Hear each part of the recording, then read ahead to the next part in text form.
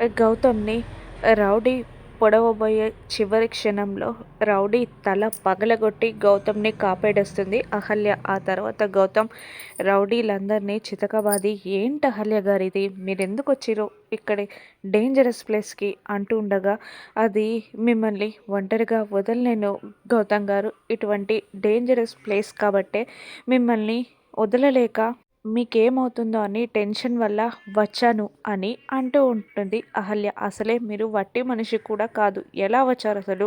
మీకేదైనా జరిగితే పరిస్థితి ఏంటి?" అని తిడుతూ ఉంటాడు గౌతమ్. ఇక అహల్య, "లేదు గౌతమ్ గారు, మిమ్మల్ని వదిలిపెట్టి నేను ఉండలేను.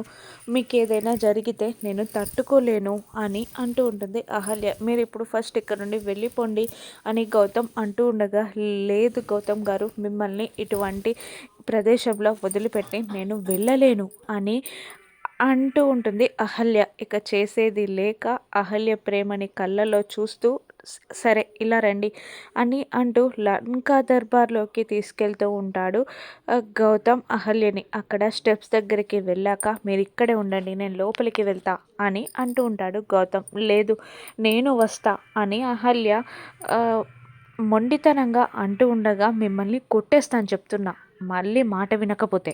ఇక్కడే ఉండండి, చెప్పేది వినండి" అని అరుస్తాడు గౌతమ్. "సరేనండి" అంటుంది అహల్య. అక్కడే నిలబడిపోతుంది. లోపలికి వెళ్ళి గౌతమ్ కుర్చీకి కట్టేసిన రాజు కట్లన్నీ విప్పేస్తూ ఉంటాడు. అప్పుడే బంగారాజు ఇద్దరి రౌడీలతో అక్కడికి వచ్చి, "నువ్విక్కడికి వస్తావని నాకు తెలుసురా" అని అంటూ, "అయినా నా అడ్రస్‌లని నీకెలా తెలిసిపోతున్నాయిరా" అని అడుగుతుండగా, "నువ్వు తిన్న బిర్యానీ, కూల్ డ్రింక్సే నిన్ను పట్టించాయిరా" అని చెప్పగానే, "ఓహో! అలా వచ్చావా? అయినా నీకు లంకా దర్బార్‌లోకి ఎంట్రీ పాస్ ఏదిరా" అని అంటూ, "అదే నీకు అర్థమైందా? నా బంగారాన్ని తీసుకొచ్చి వీడిని తీసుకెళ్ళమన్నాను కదా" అంటూ ఉండగా, "నా భార్య పేరు ఇంకోసారి పలికావంటే నిన్ను చంపేస్తా. అసలు నేను బంగారాజు గారిని తీసుకెళ్ళడానికే కాదు, నీ చెమట లొడవడానికి కూడా వచ్చా" అని మాస్ వార్నింగ్ ఇస్తాడు గౌతమ్. వాడు నన్ను చంపేస్తానంటుంటే మీరేం చేస్తున్నార్రా అని బంగారాజు రౌడీలని అనగానే, ఇక రౌడీలు గౌతమ్‌పై కలబడటానికి వెళ్తూ ఉండగా, ఒక్కొక్క పంచ్‌తో వాళ్ళు పారిపోయేలా చేస్తాడు గౌతమ్. "అదేంటి అలా పారిపోతున్నారేంట్రా" అని అంటూ, "వాణ్ణి వదలనురా" అని అంటూ బంగారాజు గౌతమ్ ఉన్న ప్లేస్‌కి వెళ్తాడు బుల్లబ్బాయ్. ఇక బంగారాజు తెలివి తెప్పే ప్రయత్నం చేస్తూ వచ్చిన బుల్లబ్బాయిని కోపంగా చూస్తూ ఉంటాడు గౌతమ్.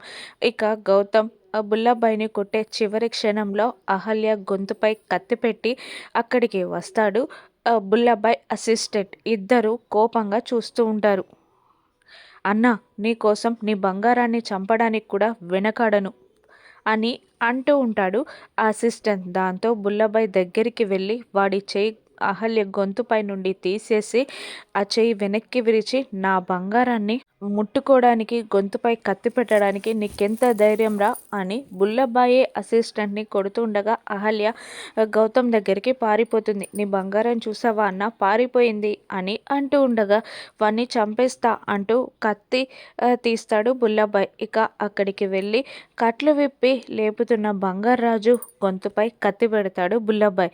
"మర్యాదగా దాన్నిక్కడ వదిలిపెట్టి దీన్ని తీసుకెళ్ళు" అని బుల్లబ్బాయ్ అంటూ ఉండగా, గౌతమ్ అహల్యలు టెన్షన్ పడుతూ ఉంటారు. ఇంతలో బంగారాజు గొంతు కోసేస్తాడు బుల్లబ్బాయ్. "అమ్మా" అని అరుస్తాడు బంగారాజు. ఇక 4 పీకి బంగారాజుని హాస్పిటల్‌కి తీసుకెళ్ళిపోతాడు గౌతమ్. ఇక అహల్య, గౌతమ్‌లు ఇద్దరు ఇంటికి వెళ్తారు. కారు దిగగానే, "మా మామయ్యకి ఏం కాదు కదా గౌతమ్ గారు" అంటూ ఉండగా, "ఏం కాదండి, చిన్న మైనర్ సర్జరీ చేశాను, వారం రోజుల్లో కోలుకుంటారు" అని అంటూ ఉండగా, "రిస్క్ చేసి మా మామయ్యని కాపాడినందుకు థ్యాంక్స్ అండి" అంటూ ఉంటుంది అహల్య. "నేనే మీకు చెప్పాలి, నన్ను కాపాడడానికి మీకు రిస్క్‌లోకొచ్చారు" అని అంటుంటాడు గౌతమ్. ఇక వాళ్ళిద్దరూ లోపలికి వెళ్ళగానే అందరూ కోపంగా చూస్తూ ఉంటారు. "ఏంటి అందరూ కోపంగా చూస్తున్నారు" అని అంటూ ఉండగా, "ఎక్కడికి వెళ్లార్రా" అంటుంది భానుమతి.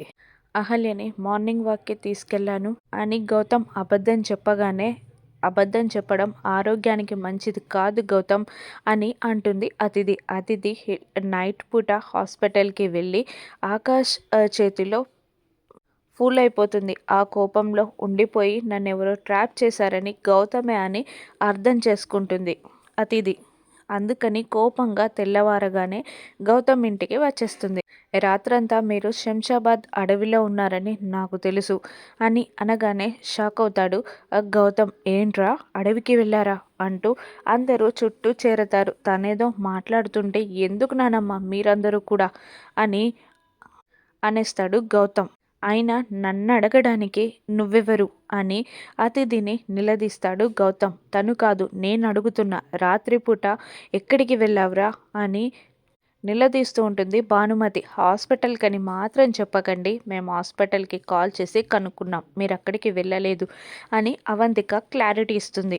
అర్జున్ ప్రసాద్, సుభద్ర ఇద్దరు గౌతమ్‌ని తిడుతూ ఉంటారు. మన కొడుకేంటే ఇలా చెడిపోయాడు.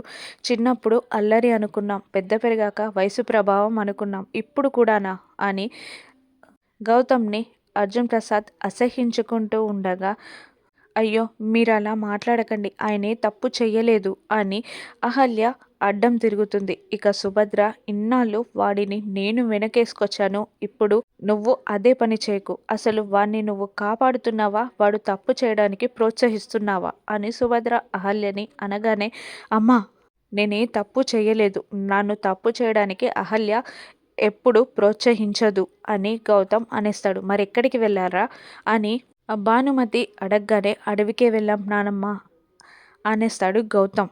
అడవికా ఎందుకురా అని అడిగేస్తుంది భానుమతి.